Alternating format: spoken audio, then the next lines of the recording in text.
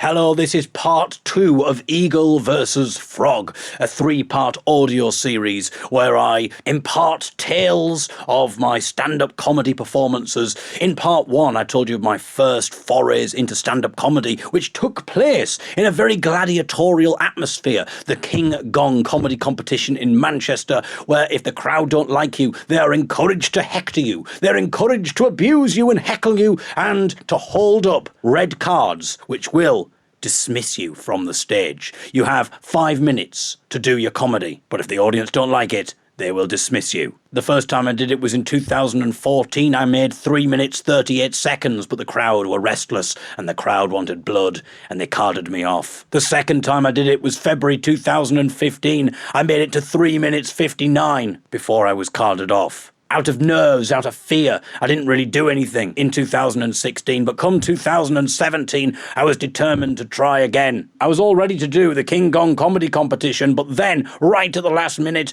I bottled it and didn't leave the house. That is a comedy competition that you don't have to sign up for in advance. You can just turn up and say, I want a performance slot. But I knew that there was another comedy competition taking place on a Monday called Beat the Frog, where you were accountable. You signed up online and it was advertised that you were going to be on. And I knew if I signed up for this, I wouldn't feel like I was able to cancel. And so, out of despair, out of anger for bottling my third appearance on the King Gong, I signed up for Beat the Frog. And the announcement came up on the screen, you are performing tomorrow. There was no turning back. I was going. And that's where we left the story. So it's time to rejoin the story. I'm taking a rural walk through Sheffield as I recount these tales to you. It's time to rejoin myself on that walk for part 2 of Eagle versus Frog. But I'm going to tell you what happened on that night in 2017. You know, the compare's really trying to whip the crowd up into a frenzy. He's telling them, look, if you don't like them, make sure you get them off. You hold up your red cards. And so what happens is, if you don't win, you will be dismissed. You'll be carded off, and then they start playing Beck and Loser. I'm a loser, baby, so why don't you kill me? That gets played. Everyone heckles you off. It's rather vehement. And I'd already seen this happen to other people. I'd seen people coming off the stage shaking, going, oh my God, it's hard up there, mate. I was thinking, my God, what am I doing? Normally, there's a bit of nerves before I do a performance. You know, if I do a young'uns performance or something, but at least I'm playing to people who largely know who I am. And most of the gigs are going to go well. And, you know, I can make people laugh because I'm relaxed. I'm in a happy mood. But when you're in a situation where the last thing you feel is funny, the last thing you feel is that you are in a relaxed situation where you're with your mates or with a load of people in an audience who encouraging you, really want to hear what you've got to say. It feels gladiatorial. It's almost like the two things don't marry up. How can I be funny in this environment? It was too late. There was no way I was going to bottle it now. My name was called, in the words of Yaz, the only way is up onto the stage. But I had another problem, a problem that other comedians wouldn't have to worry about, and that was, where was the stage? I didn't know how to get onto the stage. I thought it was simple. I thought I knew where the stage was, but when I went towards where I thought the stage was, I realised it was just a step onto another platform of the room. I had no idea where the stage was, and there was nothing I could do about it. The crowd were applauding. The music was playing The Clash. Should I stay or should I go? The MC had already said, David Eagle, and the crowd were waiting. The applause died down. I heard the MC say, where is he? Is he there? And I thought, I'm just going to have to do it from here. So I did. I lifted my arms up into the air and I stood on my tiptoes as high as I could, and I lifted my head back and as loud as I could. I started making jokes about it. We're going to have to start rather unorthodoxly tonight because I can't find the stage. Let's have a game of hot and cold. It'll probably be better than the jokes I have, to be honest. Let's have a game of hot and cold. The audience started to laugh. They started to see what was going on below. And their focus started. They saw a man with a cane, waving a cane around, shouting, let's have a game of hot and cold. The compere said, we've never had anything like this before. If this is an act, it's bloody brilliant. But it wasn't an act. It was a blind man trying to get onto the stage. So I had to shout, no, I am genuinely blind. I have no idea where the stage is. How are we going to do this? How are we going to proceed? The audience seemed to be loving it. It seemed to be going down pretty well. For those people in the audience who knew what was going on, but a lot of people still couldn't see me. There were probably only about 50 people who could see me, who were really enjoying it, but the rest of them seemed really confused. So the MC was like, well, he's down there, I'll help him onto the stage, just a second everybody, and we'll start again. But part of me was a bit disappointed that we were starting again. I thought, I've entertained these people for a good 45 seconds. I mean, albeit only a third of the people in the room who could actually see me, but I've provided 45 seconds of entertainment here. I've had a fair few laughs. And now you're making me start again. They played the music again, and when I got onto the stage and the crowd's applause had died down, I thought, I'm going to have to make reference to this. So I had to change my material on the fly. So I started busking a few ideas about getting on the stage and that kind of thing, and came up with some jokes around that, improvised, which sort of seemed to work. The audience seemed to be liking it. And I thought, this is going reasonably well. So I started to do my routine. I started to do bits with, I think I probably was rushing through it a bit too quickly. People were laughing, but I wasn't waiting for the laugh to subside. I was just like, right, I'm getting this stuff out. I don't want to leave any pauses. But still, I was a lot more confident than I was when I was doing the King Gong. Now, the difference was the MC at this venue, he wasn't announcing the cards going up. So I had no idea whether the cards were going up or not, which is kind of useful because it meant that there was no one shouting one card to put me off. But at the same time, it meant that I might not be doing as well as I thought. So I did my routine, it worked pretty well. The crowd seemed to be going for it. And then the next thing I hear was not Beck and Loser. It was Paul McCartney's Frog Chorus. Paul McCartney's Frog Chorus. A song of salvation, a song of euphoria. Every time I hear that song now, I have an orgasm. Because I associate it with victory at Beat the Frog. There's probably other comedians up and down the country who have a similar response. They hear Beck and Loser and start shaking and sweating violently and profusely.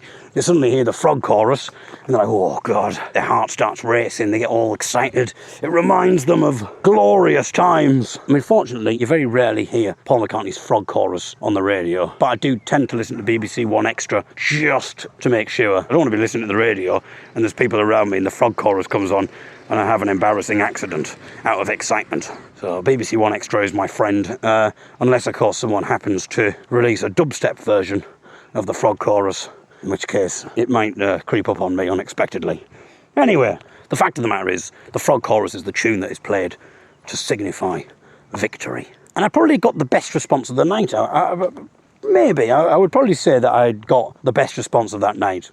But then another girl came on, called Sian Davies. I've looked her up since, and she has won various things and has been involved in comedy for quite some time and has done pretty well. She was clearly very relaxed. She'd done it many times before, and she had a much slower and confident delivery, and the audience were clearly going for it. She let the laughter ring out. It was working well for her. And there was about 4 or 5 of us maybe who'd got through out of the 10. And what happens at the end is you all have to go on the stage and then they applaud for the person that they want to win. And she clearly got the biggest applause. And I think we all knew that she was going to win. But I was really happy because finally I'd made it through. 5 minutes, good responses. I knew where I could improve. I knew I just needed to slow down a little bit. Maybe even throw in more jokes. I could probably work on the set. I hadn't done stand-up for over 2 years. I think it was pretty good going to make the 5 minutes. I've done a couple of things since then, and they've all gone really well, but nothing really concerted. I thought I really need to put some effort in, and I really need to start trying my best, just to do as well as I possibly can, to apply myself to this, if this is something I want to do. Either I want to do it, or I don't want to do it, but I don't want to just now and again do it, just to turn up and do these nights and maybe succeed and maybe not succeed. It's almost a bit pointless. What's the point in doing that on a yearly basis or every 4 months or something? If I'm going to do this, I'm going to do it properly. So anyway, this year I decided, 2018, I'm going to make a proper effort, a concerted effort. The first gig that I did in 2018 was my return to Beat the Frog. And you could tell I was taking it serious this time. Granted, I'd waited until April before doing my first gig. I was a bit behind what I should have been, but in fairness, I really applied myself in so much as, this is going to show you just how seriously I was taking it, I compiled a spreadsheet. That's right, my friends, who are in business now. It's every comedian's tool, the spreadsheet. Yes, I fired up OpenOffice Calc. Oh, sorry to Microsoft Excel there and to Apple's numbers. A lot of people have been wondering which spreadsheet technology David Eagle uses. There's going to be a lot of people now who think, oh shit, I use Microsoft Excel. Oh, but David Eagle uses OpenOffice. We're going to have to migrate. That's what all the cool dudes use. OpenOffice Calc.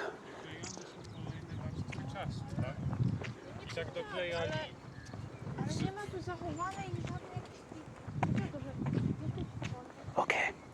I don't know what that was, but it was have we any lingophones, lingophiles, or whatever the word is? Maybe you can identify what language that was. Maybe we can translate it. Maybe it was just something innocuous, like, oh yeah, it is a nice day, isn't it? Yeah. Is that David Eagle? I think it is him. I think it is. Oh, should we go and say hello? No, let's not. Oh, I've always wanted to ask him what spreadsheet software he uses. Oh, it's a really geeky question. Don't bother him about that. You know, with a bit of luck, he'll tell us one day on one of his blogs. Maybe that's what they were saying. It could be some secret message. It could be they may be talking in another language because they want what they're saying not to be heard, and we've just captured it on recording. If anyone can tell me what that language is, or if anyone knows what they're saying, we might have just uncovered some kind of plot. This blog might be used as evidence in court. Imagine that. Okay, I'm now going to present to the jury this recorded audio. Now, the voices in question don't actually appear on the recording until 30 minutes in, but it's a fascinating insight into the world of a nascent potential stand-up comedy career. And there's a brilliant joke about sticking animals up your backside. I think we're going to play the whole thing. There's a bit of light relief, and then half an hour in, you'll hear the voices. You can let us know your thoughts, but it's pretty incriminating evidence what they say. We might have just discovered some kind of like government thing or who knows. That's the thing with these blogs. You just don't know where they're going to go. And that's why I enjoy walking rather than just writing things down, because all these things happen. You know, in this part of Sheffield, this may just seem like a rural bit of Sheffield, but my God, we're on the precipice of all sorts of crazy dramas here. Anyway, back to this drama, the drama of Beat the Frog. So, I got a spreadsheet. That's where we were, wasn't it? Yeah, my goodness, we really are drama-filled here. I got a spreadsheet and I put in the jokes. I put in an expected laughter level between 1 and 3. So I labelled the jokes. I just put the punchline of the jokes in, and then I put in an expected laughter level, and I was rating that from 1 to 3. 1 was just a polite laugh. You know, maybe a few little chuckles, just like, yeah, that's a good joke. You know, maybe just the kind of joke that just tides the audience over. It's just, if you're in the middle of an anecdote and you want to just keep the momentum going, chucking a few ones. Doesn't have to be brilliant, just chucking a few ones. Then a 2, that's kind of like a healthy laugh. That's a good laugh. The joke's going down pretty well, but it's not quite at the 3 level. The 3 level is where they properly go for it. It's a proper belly laugh, maybe even a cheeky applause. Who knows? And I had another column which couldn't be used until I'd actually done the performance of Beat the Frog. And that level was actual laughter level, 1 to 3.